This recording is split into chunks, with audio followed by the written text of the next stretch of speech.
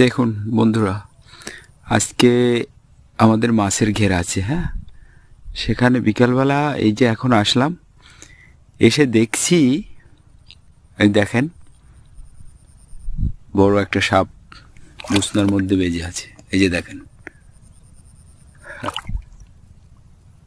ভয় লাগছে তো তারপরও ভিডিও করছি। হ্যাঁ, আমি আবার সাপকে অনেক ভয় পাই। স্নেক, এটা তেমন বিষাক্ত সাপ নয়। এটা হচ্ছে এই সাপগুলো হচ্ছে মাছ খায়, মাছ খেতে ঢুকেছে আর বের হতে পারেনি, এখন বের হতে পারছে না। হ্যাঁ, আটকে আছে।